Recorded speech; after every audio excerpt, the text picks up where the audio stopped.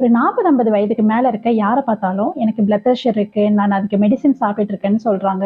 அந்த பிளட் ப்ரெஷர்னா என்ன, ஹை பிபினா என்ன, லோ பிபினா என்ன அப்படிங்கிறத இந்த வீடியோல பார்க்கலாம். நம்ம உடம்புல இருக்க ஒவ்வொரு செல்லும் சீரா செயல்படணும்னா அதுக்கு ஆக்சிஜனும் ஃபுட்டும் தேவை. இந்த ஆக்சிஜனையும் ஃபுட்டையும் நம்ம உடம்புல இருக்க ஒவ்வொரு செல்லுக்கும் எடுத்துட்டு போற வேலையை பார்க்கறது ரத்தம். எப்படி ஒரு வயக்காட்டுல கிணத்துல இருக்க தண்ணியை ஒரு பம்ப் செட் யூஸ் பண்ணி நம்ம வயல் ஃபுல்லா பாய்ச்சிரோமோ, அந்த மாதிரி நம்ம உடம்பு ஃபுல்லா ரத்தத்தை பம்ப் பண்ற வேலையை பார்க்கறது நம்மளோட இதயம். இதயம் சுருங்கி விரியறது மூலமா இந்த பம்பிங் ஆக்ஷனை செய்யுது.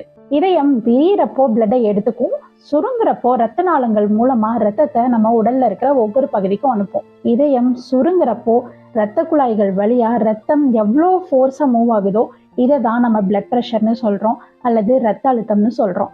நம்ம பொதுவாக பிளட் ப்ரெஷர் மெஷர் பண்ணுறப்ப 2 வேல்யூஸ் இருக்கும்.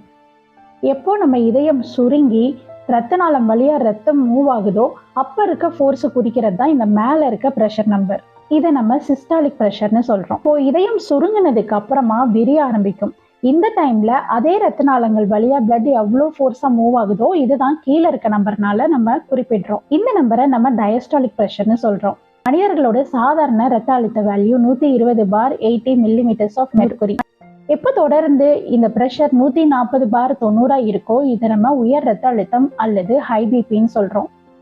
எப்போ இந்த வேல்யூ தொடர்ந்து 90/60க்கும் கீழே இருக்கோ இதை நம்ம லோ பிளட் ப்ரெஷர் அல்லது குறைந்த ரத்த அழுத்தம் அப்படின்னு சொல்றோம். இந்த அளவுக்கு அதிக ரத்த அழுத்தம் நம்ம இதயத்துக்கும் ரத்த குழாய்களுக்கும் தீங்கு விளைவிக்குமோ அதுக்கு ஈக்குவலா லோ பிளட் ப்ரெஷரும் நம்ம உடம்புக்கு தேவையில்லாத தீங்கு விளைவிக்கும்.